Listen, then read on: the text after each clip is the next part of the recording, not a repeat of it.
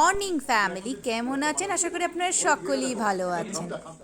আজকে হলো মঙ্গলবার 3 ডিসেম্বর 2024। এসে গেছি সকাল 6টার সময় আমাদের আশ্রম শ্রী রামকৃষ্ণ সেবাশ্রম জোরহাট। আগেই সকল গুরু ভাই গুরু বোনেরা এসেই গেছেন। দীক্ষা অনুষ্ঠানের লাস্ট ডেট, দীক্ষা অনুষ্ঠানের এত সুন্দর মুহূর্তটা কি মিস করা যায়? তাই আমিও এত সকাল সকাল উঠে এসে গেছি। মিস্টার হাব্বিও রেডি হয়ে গেছে, একবারে ধুতি কুর্তা পরে একবারে বাঙালি বাবু সেজে গেছেন। আমিও রেডি হয়ে গেছি লাল পাড়া শাড়ি পরে। বেশিরভাগই আশ্রমে যখনই আসি লাল পাড়া শাড়ি পরেই আসি। গুরু ভাই গুরু বোনদের নতুন ফ্যামিলি স্বাগতমের জন্য তো সবাইকে আসতেই হবে, তাই না? একত্রিত হতেই হবে, তাই না? আমি অনেক বছর আগেই গুরু দীক্ষা নিয়েছি।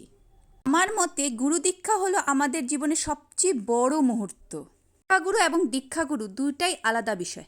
শিক্ষাগুরু হলো আমাদের পুঁথিগত শিক্ষা দেন এবং দীক্ষাগুরু হলো আমাদের জীবনে কেমন করে চলার পথটা সেটা দেখিয়ে দেন, বা ঠাকুরের প্রতি আমাদের মনোভাবটা কেমন সেটা বুঝিয়ে দেন। ঠাকুর বলেছেন, তুমি সংসার করো, সব দায়িত্ব পালন করো, কিন্তু ভগবানকেও 2 হাত জোর করে ডাকো। 2 হাত করে তো আর ঠাকুরকে ডাকলে হবে না, সে আমাদের মনটাকে স্থির রাখতে হবে, শান্ত রাখতে হবে, তাই না? আমাদের মনটাকে স্থির করে রাখার জন্য আমাদের গুরুমন্ত্রটা দরকার।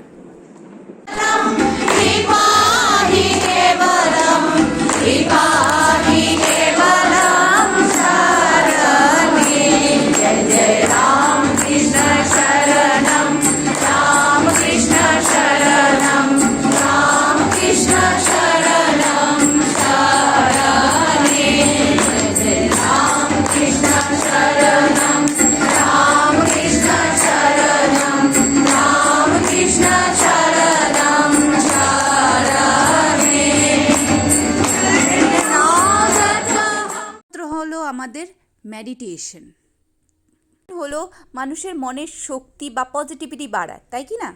যতই নিজের মনকে শান্তি রাখা যায় ততই নিজের বুদ্ধিগত পরিচয় বাড়ে, তাই কি না? কোনো কাজে সঠিক বা ভুল সেটা পরিচয় করা যায়। শ্রী শ্রী ঠাকুর বলেছেন, তুমি তোমার জ্ঞান বুদ্ধি জাগ্রত করে নিজের কর্মে মন দাও, ঠিক তুমি তোমার একদিন লক্ষ্যে পৌঁছতে পারবে।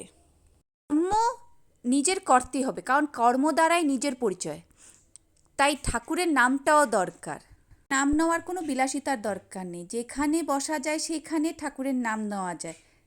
নাম নেব, আবার কখনো কখনো দেবালয়েও আসব, কারণ দেবালয়ে যদি না আসি তাহলে ঠাকুরের বিষয়ে জানবো কী করে, তাই না?